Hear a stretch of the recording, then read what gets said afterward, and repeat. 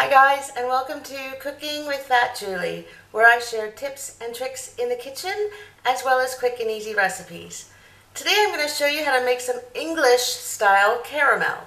So first things first, I'm just going to take about a teaspoon of vanilla and pour that into my cream. Okay, so I'm going to have a little bit less than a teaspoon, but that's okay because I've got the pure stuff instead of the extract, and it's going into about 1 cup of cream. And I've done that now so that I don't have to mess with it when I have some really hot caramel going. The second thing I'm going to do is take this, it's a rubber kind of heating mat, and put it there so that my pot doesn't slide around when my caramel is all hot and I take it off the heat.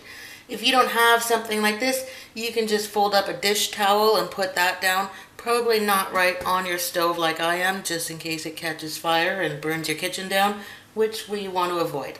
So, vanilla in my cream. I've got something to set my caramel on, and then we're going to get going.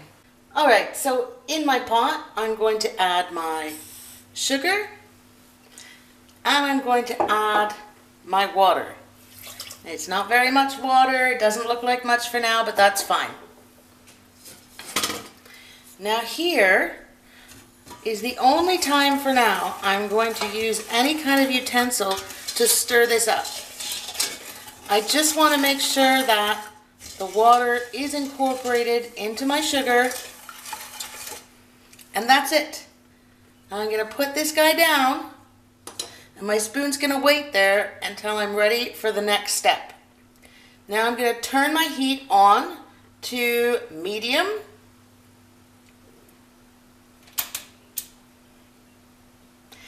And I'm going to let that heat up and simmer for about 6 to 8 minutes. What I'm looking for is a nice dark amber color. As you've noticed, I'm not using white sugar. This is what I get here, so fine, white sugar will work well. Whatever kind of granulated sugar you've got, that's going to work. You just let that heat up and bubble.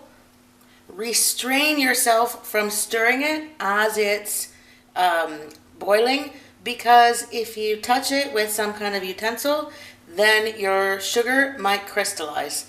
So we'll just leave it, and I'll show you what happens next.